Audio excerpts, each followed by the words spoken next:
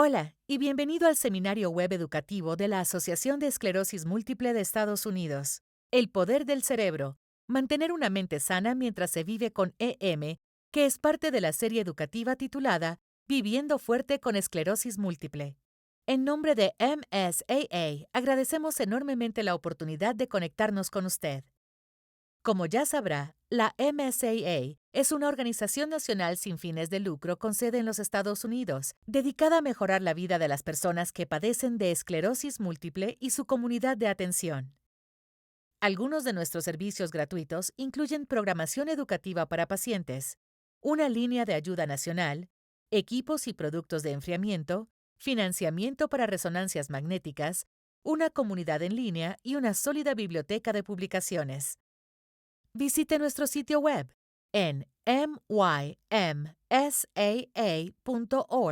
para obtener más información sobre nuestros programas y servicios, seminarios web y videos educativos recientes, y mucho más. Como amable recordatorio, invitamos a todas las personas que revisen este programa a completar el formulario de la encuesta sobre educación para pacientes de MSAA, que se encuentra a continuación. Esta información nos ayudará a evaluar la calidad, el impacto y la utilidad de los programas educativos, así como también proveerá un respaldo para la financiación de la educación en el futuro. Viviendo fuerte con esclerosis múltiple es proporcionado por MSAA y nuestro socio Impact Education. Esta serie de seminarios web es posible gracias al generoso apoyo financiero para la educación de Bristol Myers Squibb, Genentech y Johnson & Johnson.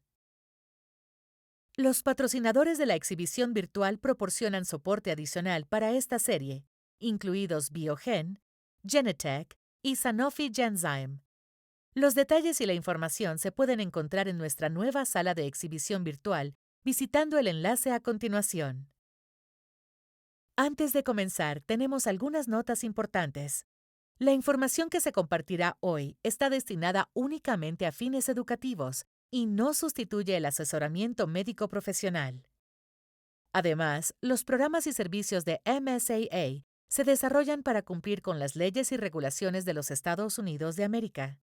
Otros países pueden tener leyes, requisitos reglamentarios y prácticas médicas o disponibilidad que pueden diferir de aquellos de los Estados Unidos.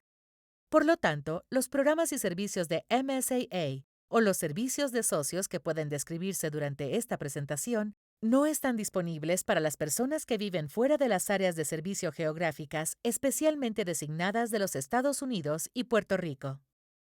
Me complace presentar al Dr. Augusto Miravalle, nuestro presentador de este webcast, El poder del cerebro, mantener una mente sana mientras se vive con EM. El Dr. Miravalle es profesor asociado de Neurología Clínica en la Universidad de Colorado y brinda atención a pacientes en Advanced Neurology of Colorado en Fort Collins. Recibió su título de médico de la Universidad de La Plata, Argentina, y completó su residencia en neurología en la Universidad de Loyola, su beca de neuroinmunología en la Universidad de Harvard en Boston y su beca en educación médica en la Universidad de Rochester en Nueva York. El Dr. Miravalle participa en investigaciones clínicas y científicas en el campo de la esclerosis múltiple y tiene un interés especial en la patología de la materia gris, las lesiones corticales y su impacto en la discapacidad cognitiva y física. Sin más demora, estamos encantados de dejarlo con el Dr. Miravalle. Muchas gracias por la invitación. Es un placer estar aquí con ustedes para hablar sobre la potencia del cerebro en el caso de la esclerosis múltiple. Esta charla está dedicada a pacientes con esclerosis múltiple y la función que tengo hoy es para explicar cuáles las recomendaciones que uno le da a los pacientes para mantener una mente sana mientras se vive con la esclerosis múltiple.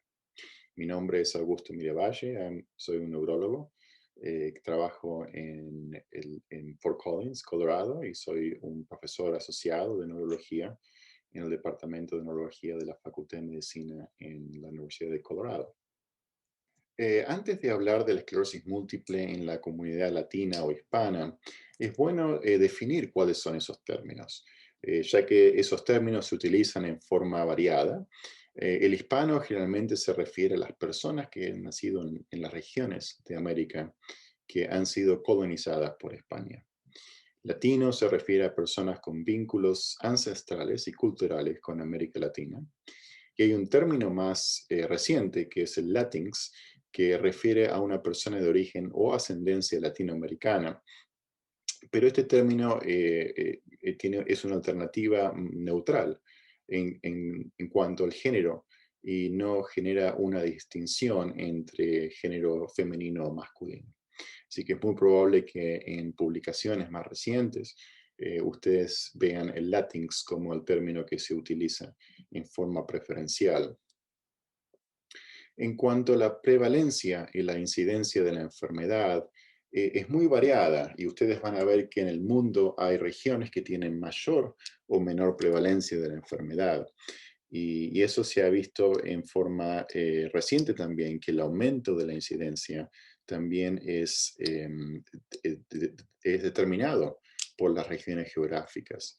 Y uno puede ver en la tabla 1, por ejemplo, que la prevalencia global es estimada que a 30 personas de cada 100.000 personas tienen la enfermedad. Y uno puede ver que en comparación con determinados países, por ejemplo Argentina, esa prevalencia puede ser del 40 personas cada 100.000 habitantes, mientras que en lugares como Puerto Rico, que tiene una de las prevalencias más altas de América Latina, es estimada al 70 personas comparado con 100.000 individuos. Hay un aumento de la frecuencia de la esclerosis múltiple a nivel mundial y también es cierto en América Latina, que ese aumento no es simplemente explicado por una mayor acceso a resonancia magnética nuclear, por ejemplo, pero también es un aumento que creído que sea en forma directa relacionado con la enfermedad. Y eso por ejemplo, se midió en un periodo desde el 1990 hasta el 2016, que el aumento de la prevalencia de esclerosis múltiple en América Latina fue tan alto al 40%.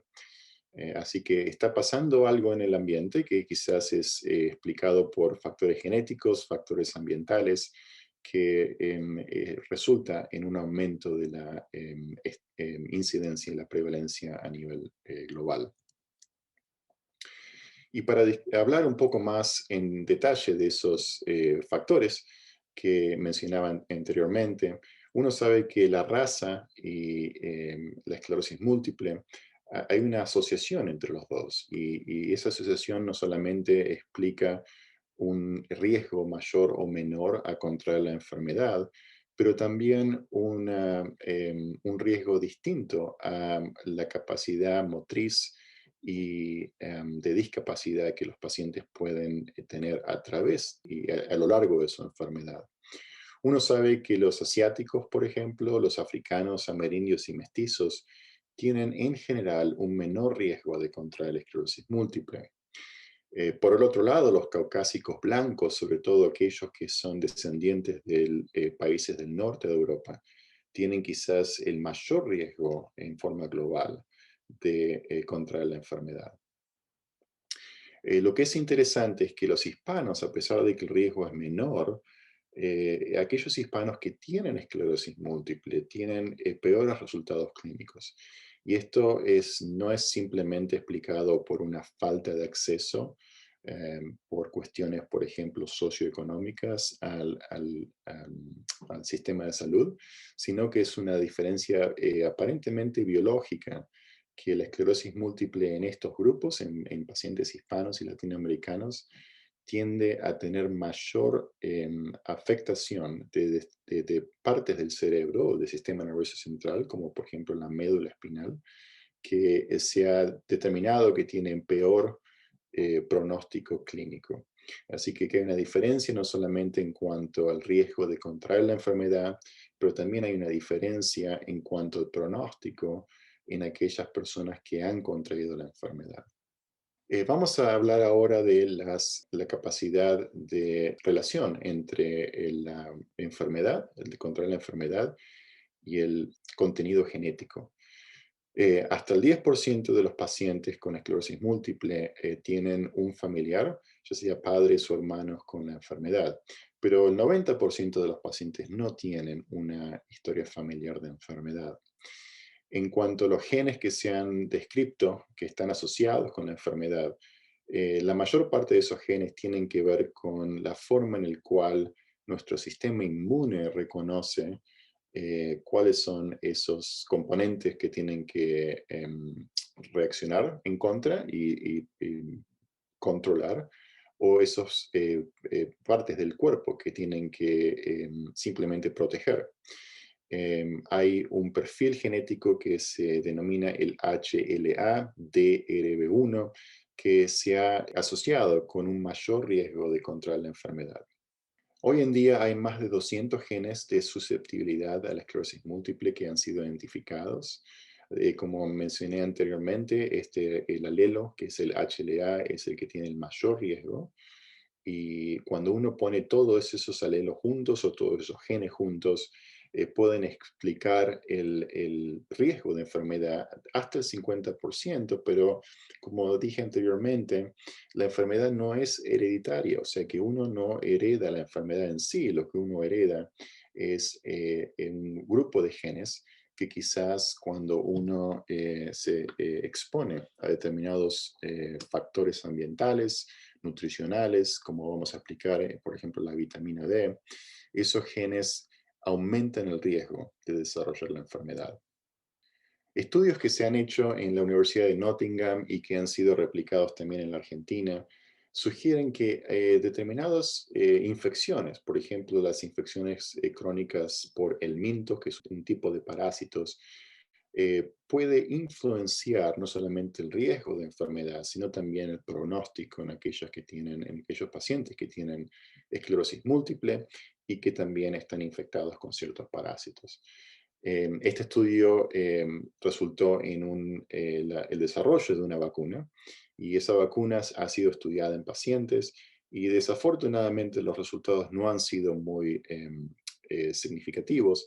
Sin embargo, es interesante ver que distintas infecciones, en este caso por parásitos, pueden modular las respuestas inmunitarias y cambiar el perfil clínico de los pacientes con esclerosis múltiple. Y ahora vamos a cambiar un poco el foco de la conversación para hablar de la salud cerebral y por qué es importante. Ustedes, como han visto en la última década en neurología, los neurólogos están concentrando un poco más en tratar de explicar lo que es la salud cerebral.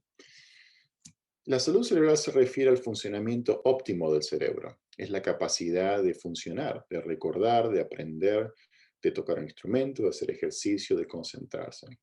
Simplemente la salud cerebral se trata de aprovechar al máximo, sacar el máximo de su cerebro y ayudar a reducir algunos de los riesgos que ocurren a medida que uno envejece. Relacionado con la salud cerebral es otro término que se denomina la reserva cognitiva. Si uno mira al cerebro desde el punto de vista funcional, uno generalmente habla de que uno utiliza el 10% de su cerebro y ese 10% se utiliza para hacer las actividades que uno hace en forma diaria, para manejar, para bañarse, para trabajar, para correr. El 90% del cerebro es lo que uno denomina la reserva cognitiva. Eh, entonces, esa reserva cognitiva está para ayudarnos a evolucionar. Si uno, por ejemplo, decide el día de mañana aprender un idioma nuevo, aprender inglés o aprender un instrumento nuevo, uno va a estar utilizando neuronas de la reserva cognitiva para, a través del entrenamiento, desarrollar parte de lo que es la capacidad activa del cerebro. Pero la reserva cognitiva también está para ayudarnos a adaptar al funcionamiento del cerebro a medida que uno pierde el cerebro, uno que envejece, o en el caso de los pacientes con esclerosis múltiple, uno desarrolla una atrofia cerebral que está directamente relacionada con la enfermedad. Y esto es simplemente un resumen de lo que acabo de decir. Entonces, la salud del cerebro disminuye con el tiempo para todos. Eso es un proceso natural de envejecimiento. Pero ese envejecimiento, esa atrofia cerebral, es mucho más acelerada en pacientes con esclerosis múltiple. Y para poner este concepto, que es muy importante en términos de números, por ejemplo, uno puede medir la atrofia cerebral a través de lo que se denomina una resonancia magnética nuclear. Cuando uno ve el cambio de la atrofia cerebral en pacientes con esclerosis múltiple, sin ningún tipo de tratamiento médico, esa atrofia puede ser tan alta como el 1,5% por año. O sea, lo que uno significa es que pacientes con esclerosis múltiple que no reciben tratamiento médico pueden perder hasta el 1,5% de su cerebro cada año. Cuando uno compara eso con individuos sin esclerosis múltiple, con personas sanas, por ejemplo, de la misma edad, la atrofia cerebral es aproximadamente el 0,2% anual. O sea que hay una diferencia significativa en lo que es el proceso de envejecimiento y atrofia cerebral que ocurre a través de la esclerosis múltiple. La buena noticia es que con determinadas medicinas que uno tiene aprobadas para tratar la enfermedad, uno puede disminuir la atrofia cerebral a niveles que son muy cercanos a lo que es la atrofia cerebral por simplemente envejecimiento. Y esto pone en parte visual lo que acabo de explicar, que es uno puede ver acá en el gráfico que a través de los años, cuando uno aumenta la edad, el volumen cerebral va a disminuir, hay una atrofia cerebral que ocurre, que en las personas sanas, en los individuos sanos, como se puede ver aquí en verde, esa atrofia cerebral es mucho menor que lo que uno puede ver en pacientes con esclerosis múltiple, en este caso en naranja, que no están recibiendo tratamiento para su enfermedad. Y si uno pone ese mismo concepto y lo sobreimpone con lo que pasa en forma clínica, uno puede ver acá los ataques clínicos que están representados a lo más bajo de la figura, que ve que los ataques clínicos se relacionan con lesiones cerebrales que se pueden ver con esas barras naranjas, y esas lesiones cerebrales van a representar también un proceso inflamatorio que una de las consecuencias es que acelere la pérdida de volumen cerebral. Una de las quizás principios de la enfermedad es que el sistema inmune, también uno lo puede determinar como la inflamación que se ocurre en el cerebro. El sistema inmune es lo que está generando y afectando la capacidad de compensar que tiene el cerebro. Entonces, los pacientes, uno no sabe, los pacientes con esclerosis múltiple, por qué desarrollan la enfermedad, pero lo que uno sí sabe es que su sistema inmune es el que está reaccionando en contra de las células cerebrales, de la mielina en el cerebro. Y hay muchas consecuencias de eso, pero una es que esa inflamación puede dañar las conexiones entre las regiones del cerebro, lo que va a dificultar la capacidad que tiene el cerebro de recuperar en forma efectiva.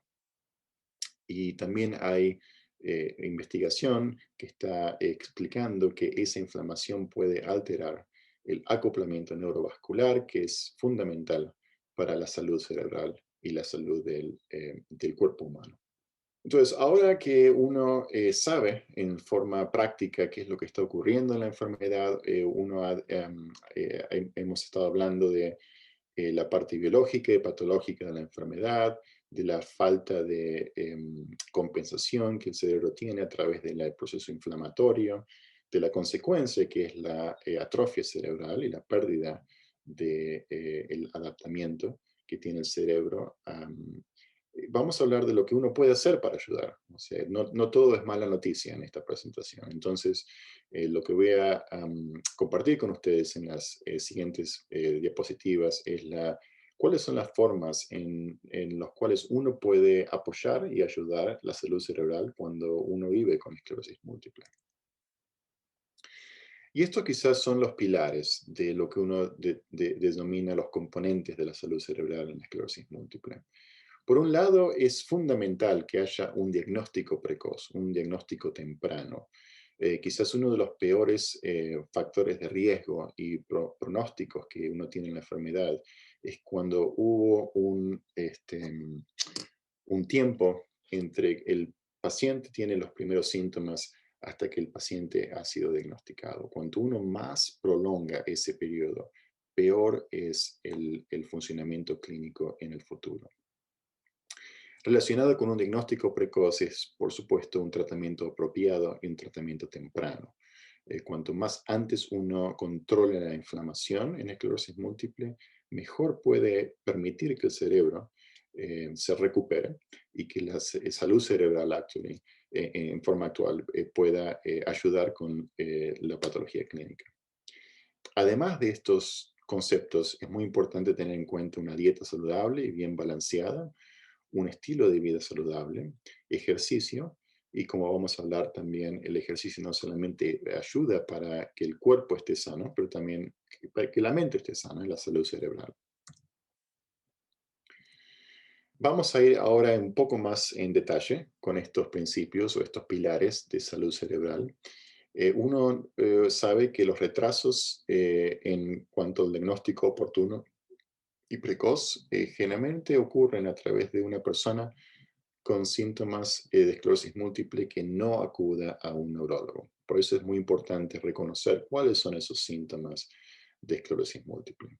Uno sabe que los más frecuentes son síntomas sensoriales, por ejemplo, parestesias o hormigueos en las manos, en los pies, en la cara. También una pérdida de visual, una pérdida de visión. Es muy importante que esos síntomas no solamente tienen que estar presentes, sino que tiene que haber signos en el examen físico. Para darles un ejemplo concreto, si un paciente tiene síntomas de hormigueo en un brazo, por ejemplo, cuando el neurólogo o el médico lo ve, ese hormigueo tiene que estar asociado con una falta de sensibilidad al tacto. Lo mismo con, por ejemplo, síntomas visuales. Los síntomas visuales tienen que estar asociados con una falta de agudeza visual. También es importante la duración de los síntomas. Uno siempre dice que en la esclerosis múltiple los síntomas tienen que durar por lo menos 24 horas. Así que esos síntomas que son muy corta duración, de minutos, y que generalmente se recuperan sin ningún tipo de problema, esos generalmente no son síntomas que constituyen un ataque clínico.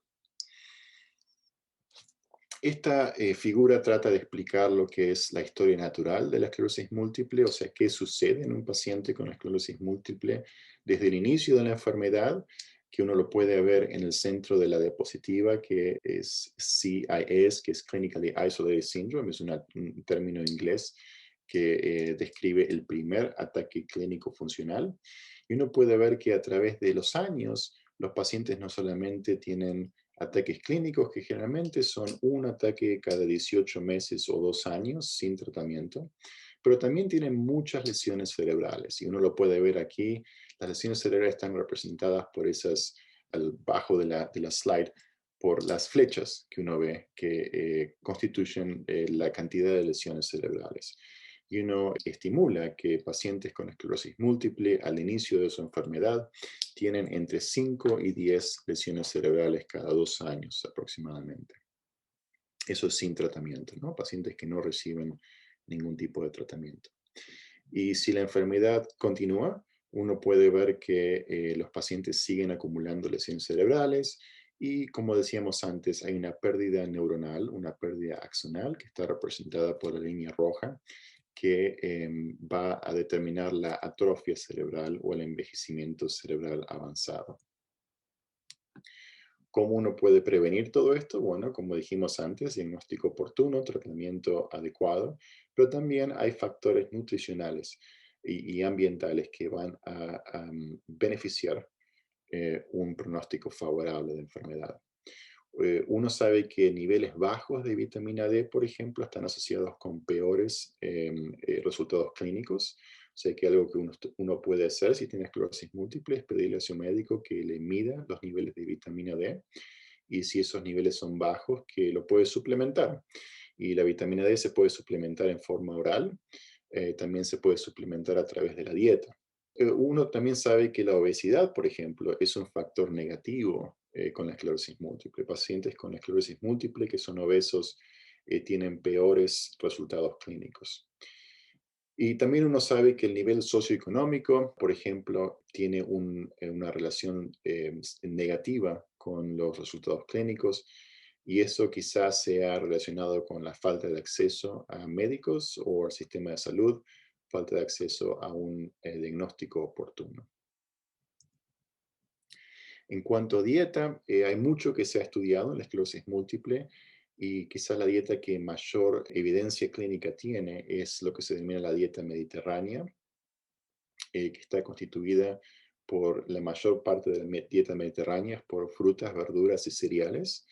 No hace falta en realidad tener proteína de origen animal, pero si uno quiere incluir proteína de origen animal en su dieta, pescados y mariscos tienen el mejor efecto en la salud cerebral.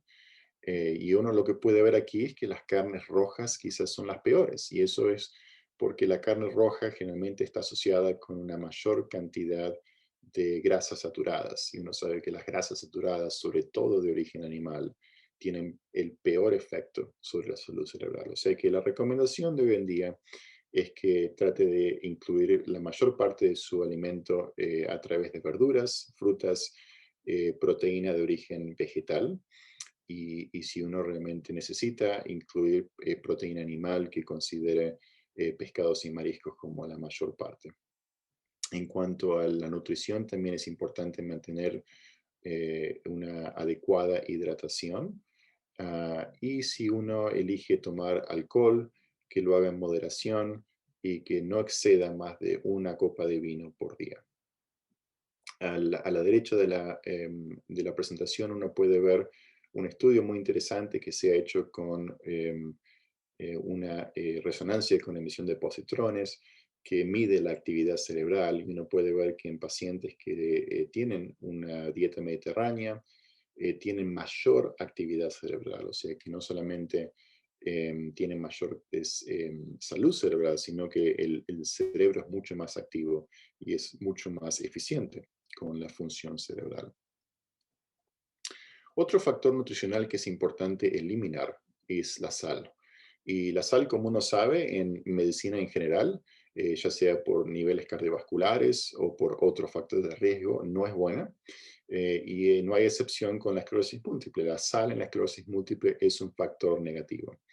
Y hoy en día se sabe que pacientes o culturas en realidad que tienen una mayor proporción de alimentos procesados, por ejemplo, pacientes en esas culturas tienen una peor em, eh, condición clínica. En cuanto al tabaquismo, también, como uno sabe, en general, en la salud no es bueno y en la esclerosis múltiple tampoco. Personas que fuman tienen un 50% más de probabilidad de desarrollar esclerosis múltiple. O sea que si usted tiene un familiar que está preocupado por no desarrollar esclerosis múltiple, bueno, le tiene que decir no fume, no coma con sal y chequee, por ejemplo, su vitamina D. Son cosas que uno le puede educar a sus familiares, que formas prácticas de disminuir el riesgo de desarrollar la enfermedad. ¿Cuáles son las actividades que uno puede hacer, además de lo que hemos hablado anteriormente, para mantener una mente activa? Y en la esclerosis múltiple es muy difícil cuando uno ve a los pacientes, tiene muchos desafíos, ¿no? Hay una mayor cantidad de depresión, de ansiedad, de estigma. Entonces es muy difícil realmente entusiasmarse para hacer todo este tipo de actividades, pero es muy importante hacerlas. Y hay veces que los pacientes necesitan tener una contención familiar, una contención social para ayudarlos. Así que si usted es familiar de alguien con esclerosis múltiple, puede ayudarlos para estimular que estén cognitivamente y físicamente activos.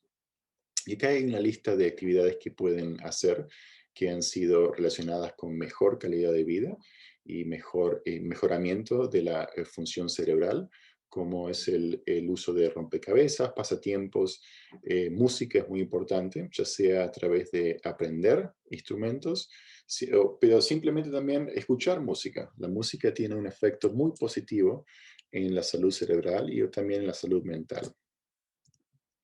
Hay muchos estudios que se han fijado en, por ejemplo, el uso de la musicoterapia en los pacientes con esclerosis múltiple.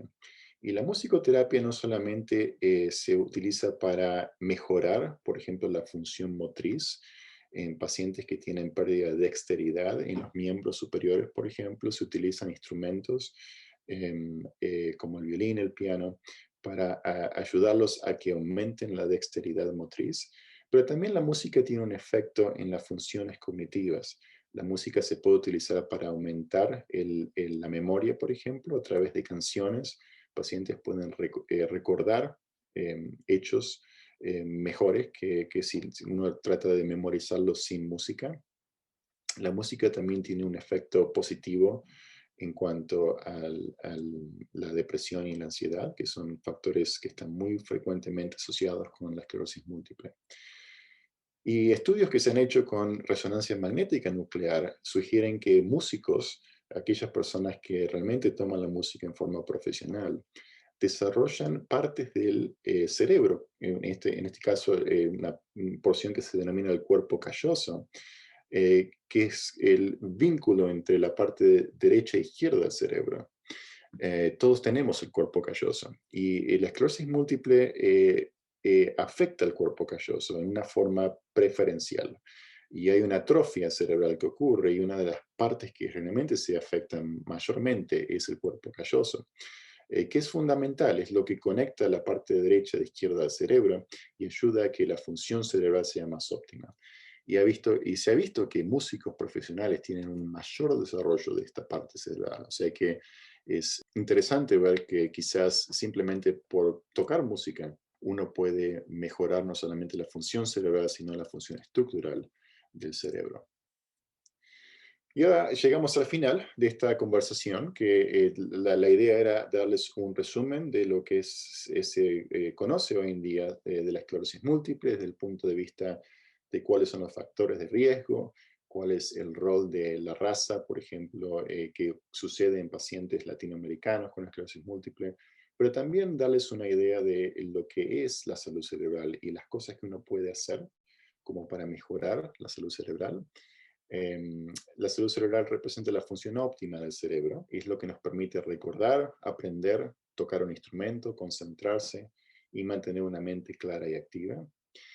Si bien la salud del cerebro disminuye con el tiempo, y eso le ocurre a toda persona a través del proceso de envejecimiento, este cambio es más notable en personas con esclerosis múltiple que no están recibiendo medicina. Las lesiones cerebrales, la pérdida de volumen y la disminución de la reserva cognitiva representan formas clave en las que la salud del cerebro disminuye en pacientes con esclerosis múltiple. Las intervenciones que uno puede hacer, ya sea por un diagnóstico precoz, adecuado, una dieta balanceada, un estilo de vida saludable, van a tener un efecto muy positivo en maximizar la reserva neurológica, la función cognitiva y la función física al reducir la actividad de la enfermedad. ¿Qué puedo hacer todos los días para ayudar a mantener la salud del cerebro?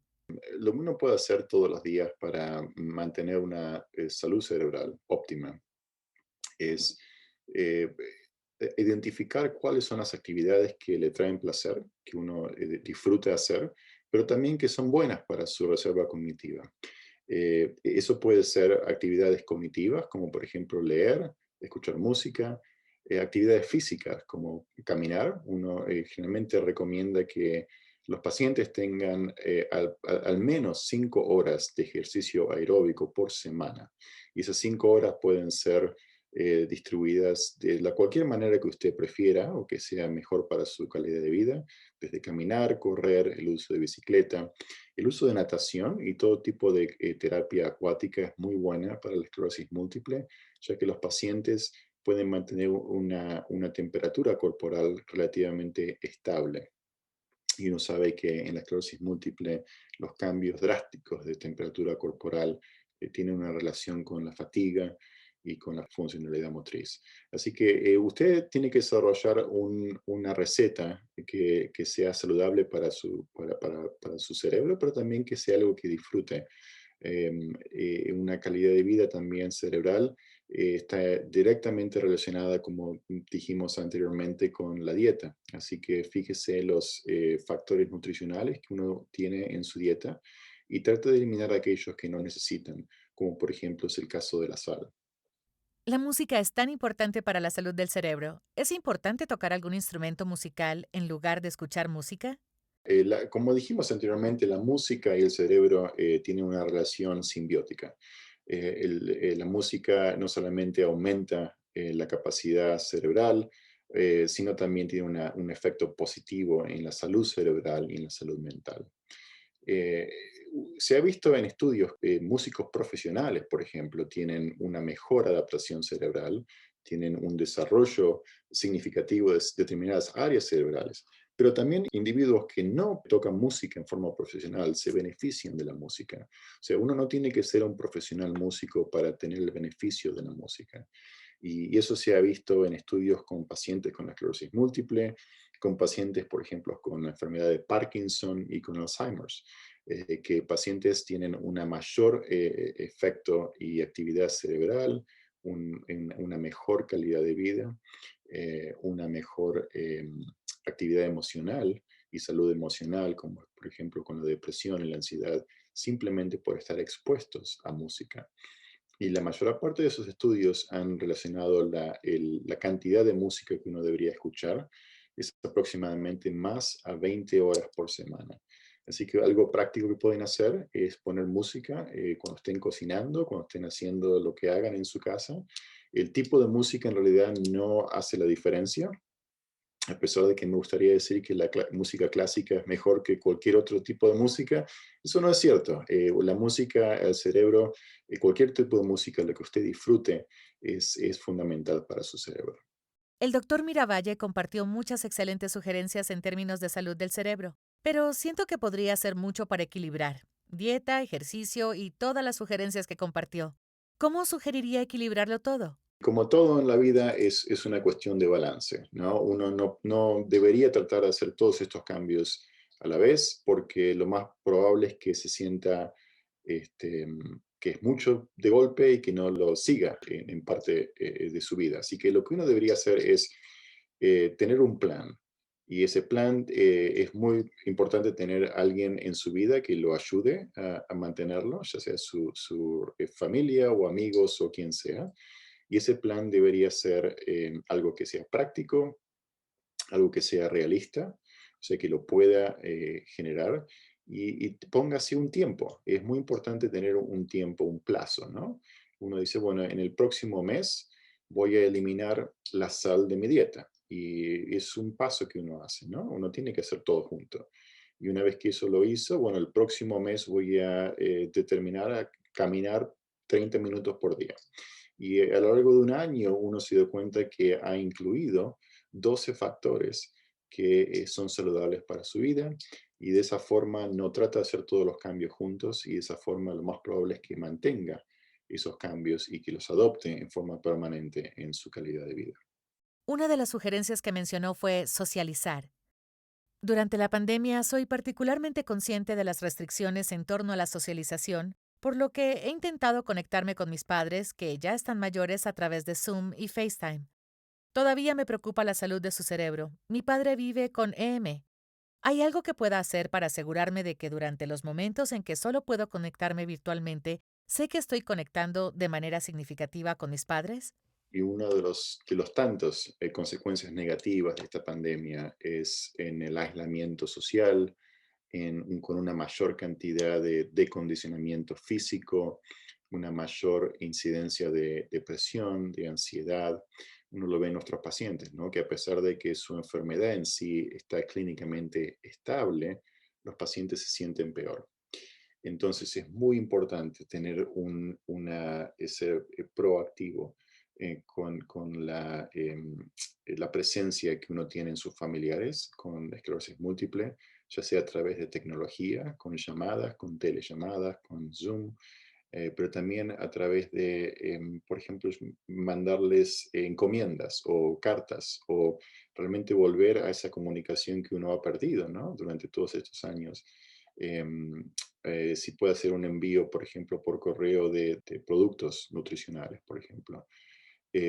Hay muchos desarrollo algo positivo que trajo esta pandemia es que ha habido un boom en el desarrollo de la tecnología y actividades educativas, por ejemplo, a distancia.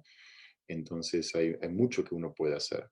Pero hay que ser proactivo, hay que tenerlo en cuenta y hay que realmente estimular el acercamiento, ya sea en forma directa si se puede, en forma sana o segura, pero también en forma indirecta a través de la tecnología.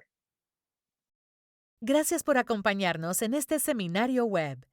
MSAA desea agradecer a nuestros socios de financiación de Bristol Myers Squibb, Genentech y Johnson Johnson por apoyar esta serie. También nos gustaría agradecer al Dr. Miravalle por tomarse un tiempo de su apretada agenda para brindarnos esta información de importancia crítica y a Impact Education LLC por su asociación en la presentación de este programa. Para obtener más información sobre nuestros programas educativos en línea, visite el calendario de eventos de MSAA para los próximos seminarios web. Y como amable recordatorio, invitamos a todas las personas que revisen este programa a completar el formulario de la encuesta sobre educación para pacientes de MSAA que se encuentra a continuación.